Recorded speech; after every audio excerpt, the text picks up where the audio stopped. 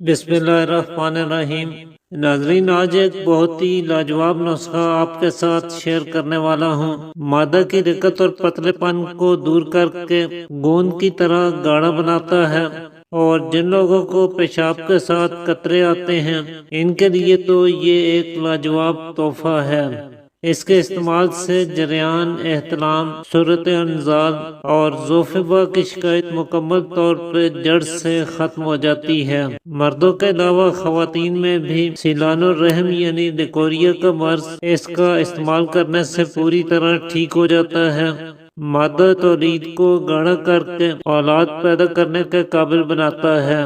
بالکل آسان اور مختصر سا نسخہ ہے، اور اس کے لیے آپ نے صرف 3 چیزیں لینی ہیں۔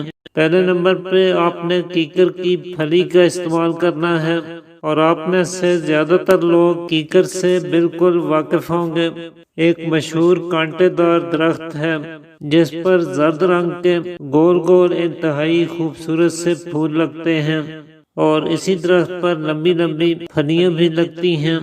جب یہ پھلیاں پوری طرح پانی سے بھر چکی ہوں اور ان میں ابھی بیج نہ بنا ہو، سخت نہ ہوا ہو، تو اس وقت یہ پھلیاں توڑ کر آپ نے خشک کر لینی ہیں، اور کسی سایہ دار جگہ پر رکھ کے آپ نے انہیں خشک کرنا ہے، دھوپ میں نہیں رکھنی ہے۔ تو جب یہ اچھی طرح سے خشک ہو جائیں اس وقت ان میں سے 50 گرام کیکر کی پھلیاں آپ لے لیجئے گا۔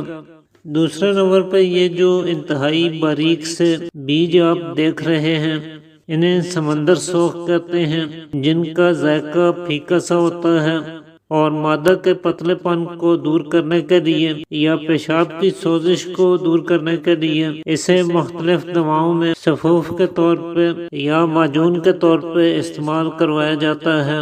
کسی بھی ہربل سٹور سے یہ آپ کو بآسانی مل سکتے ہیں، انتہائی سستے داموں آپ انہیں خرید سکتے ہیں۔ تو یہ سمندر سوخ بھی آپ نے 50 گرام ہی لینی ہے۔ اب ان دونوں چیزوں کو پیس کر باریک کر لیجئے، اور اسے آپ نے چھان لینا ہے۔ اس کے بعد 100 گرام چینی باریک پیس کر وہ بھی اس میں ملا لیجئے، اور اچھی طرح سے مکس کر کے رکھ لیجئے۔ تو اس طرح سے آپ کا یہ اکثری نسخہ تیار ہو جائے گا۔ اس میں سے 1 چھوٹا چمچ صبح خالی پیٹ اور 1 چمچ ہی شام کو عصر کے وقت دودھ کے ہمراہ استعمال کریں۔ 1.5-2 ماہ تک اسے متواتر استعمال کر کے دیکھیں۔ اس سے جریان، احتلام، رکت منی، سرط یا لیکوریا جیسے امراض مکمل طور پہ جڑ سے ختم ہو جائیں گے۔ بس اس کے استعمال کے دوران ملاپ سے مکمل پرہیز رکھیں۔ گرم اور تیز مرچ مسالے دار تلی ہوئی چیزوں کا استعمال کم سے کم کریں۔ آخر میں اگر ویڈیو اچھی لگی ہے تو لائک کر دیجئے گا، اور ہمیں اپنی دعاؤں میں ضرور یاد رکھیے گا۔